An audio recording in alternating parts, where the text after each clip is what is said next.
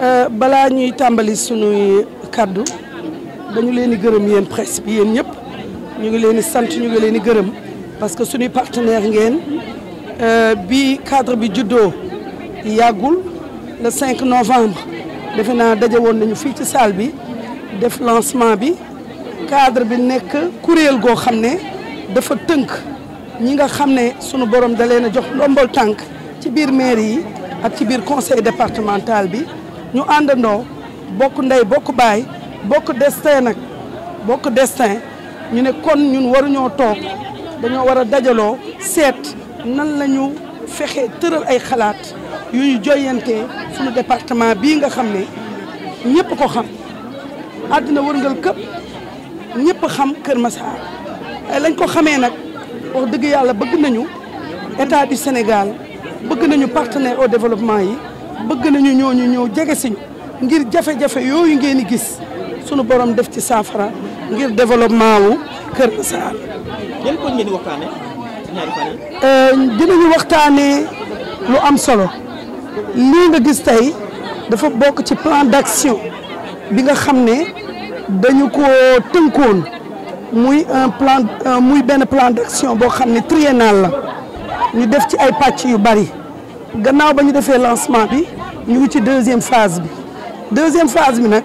ñëw ci contexte bu particulier ndax itam nag le président de la République du Sénégal dafa def Kër Massar 46e département du Sénégal boobaak léegi am na at jour pour jour kon dafa jaadu ñu def évaluation à mi-parcours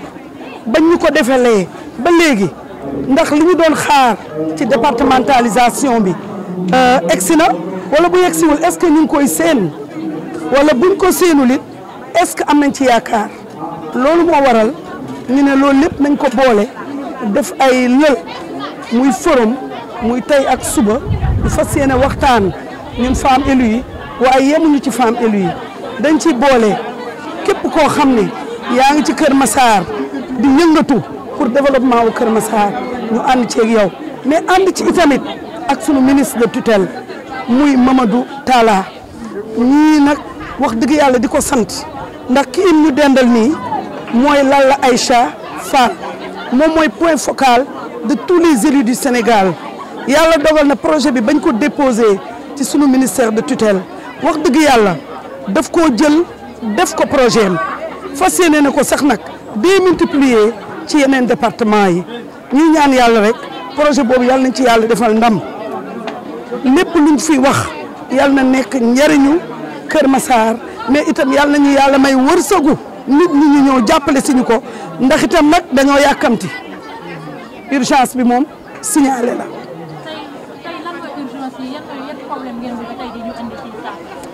Sànq madame la secrétaire générale gis ngeen film documentaire bi ñu njëkk a teg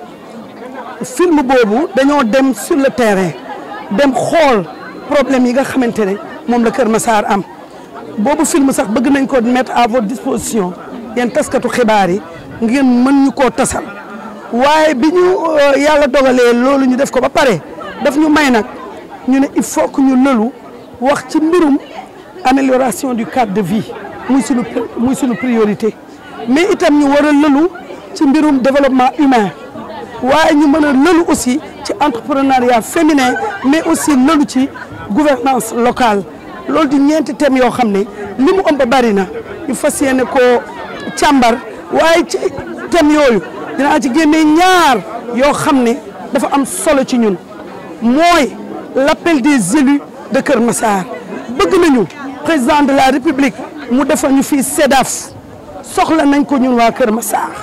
département yëpp am nañ ko ba mu des ñun waaye itamit fas yéene nañoo def benn document stratégique bu ñu intitulé l'appel de Kër Massar loolu day ñëw ci ñun suñu statut le statut de l'élu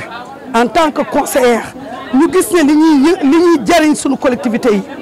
gis nañu ne ci biir liggéey bi adjoint maire yi ñu ngi leen di bàyyi xel maire yi ñu ngi leen di bàyyi xel président du conseil départemental ñu ngi leen di bàyyi xel ñu ngi bàyyi vice président yi waaye conseillers municipaux yi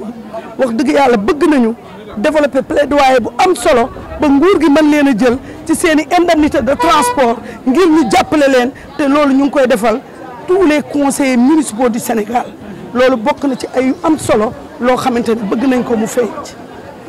En français, vous revenez un peu, Madame Marie-Aw, revenez un peu sur l'activité d'aujourd'hui, quels sont les points que vous avez débattus dans ce programme. Permettez-nous d'abord de vous remercier, vous les journalistes qui sont là, vous êtes des partenaires du cadre depuis le début de sa conception. Mais vous voyez qu'aujourd'hui, c'est la deuxième fois que vous venez ici, au centre zone de recasement de Keur Massar, pour assister à une de nos activités découlant du plan d'action de notre cadre de concertation. Vous voyez aujourd'hui que c'est la deuxième activité. Mais cette activité se déroule dans un contexte particulier. Ce contexte, aujourd'hui, nous permet d'aller vers une évaluation à mi-parcours de notre département. Vous voyez, un an, jour pour jour, aujourd'hui, on a fait un an d'exercice dans nos instances de décision. Et aujourd'hui, on voudrait donc en discuter, parler, essayer de voir avec tout ce qui s'est fait avec l'État du Sénégal, surtout le plan de développement de Keur Massar qui a été initié au lendemain de l'élection du département de Keur Massar. En savoir où en sommes-nous, où en est le plan de développement de Keur Massar, qu'est-ce qui a été fait, qu'est-ce qui reste à faire. Mais nous nous sommes toujours projetés vers des priorités. Parce que Keur Massar aujourd'hui doit constituer une priorité du gouvernement du Sénégal. Tellement les problèmes sont là, liés au cadre de vie, liés au développement humain, liés au développement économique, mais aussi liés à la bonne gouvernance locale. Et vous me permettrez de remercier notre ministre de tutelle, M. Mamadou Talla, représenté ici par l'honorable Madame Lalla Aïcha, qui n'a ménagé aucun effort pour nous accompagner. Et cela, nous voulons le dire à la face du monde. Merci à Monsieur le ministre Mamadou Talla, qui a compris très tôt que ce ministère aussi stratégique demande une collaboration avec tous les élus du Sénégal.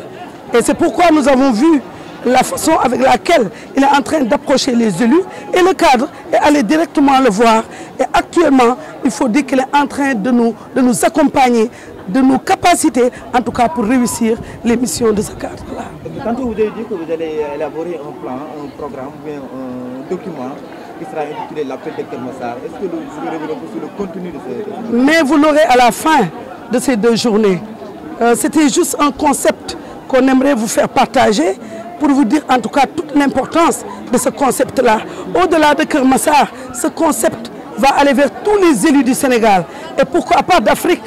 Parce que tout simplement, c'est un dénominateur commun aujourd'hui, le sort réservé en tout cas à ces élus-là. Et nous pensons en tout cas que cet appel à la fin de nos travaux sera entendu par nos gouvernants et qu'ils en tout cas prendront en compte en tout cas ce que nous dirons à partir de ces plénières-là. Mais qu'est-ce que vous attendez exactement de l'État du Sénégal? Parce que tout à l'heure, vous avez dit que vous souhaitez avoir ici un Sénat. Mais oui, l'État il a déjà fait, au lendemain, je vous avais dit tantôt, un plan de développement spécial de Keur Massar. Mais écoutez, mesdames, nous on est pressés à Keur Massar. On est pressés. Il faut dire qu'on est pressés. Nous souffrons à Keur Massar. C'est pourquoi nous voudrons aujourd'hui, en tout cas, développer d'autres plaidoyers en faveur de la femme en particulier, mais en faveur de tous les élus. C'est des urgences à Keur Massar. Tout est urgence. Et cela nous amène en tout cas à revoir et à encore étudier le plan et à amener le gouvernement à prioriser justement ce dernier né des départements. Là, on va vous dire, le cadre a eu à prendre la tâche de tous les ministères, surtout notre ministère de la femme. Mais malheureusement, il faut le dire, nous n'avons pas eu un retour de Madame le ministre de la Femme. Nous l'avons fait aussi avec Monsieur le ministre du Développement communautaire, entre autres. Mais malheureusement, il faut dire que c'est juste notre ministre de tutelle, Monsieur Mamadou Talla, vraiment qui est venu vers nous. Et par ailleurs, Monsieur le ministre du Budget et des Finances, Monsieur Moustapha Ba, qui est venu vers nous pour nous écouter d'abord et voir où est-ce qu'on peut aller avec Keur Massar. Et vous nous donnez l'occasion de tendre la main à tous ces ministères-là. C'est vrai que nous dépendons du ministère des collectivités territoriales et nous demandons d'ailleurs à Monsieur le ministre de dire à ses autres collègues qui ont des ministères transversaux, il faut le dire, qui occupent le genre et qui occupent des femmes, de revoir en tout cas les relations qu'ils ont entre eux et le cadre de concertation. Nous avons demandé des audiences, nous avons envoyé des correspondances, mais jusque-là où je vous parle, nous n'avons pas eu de retour.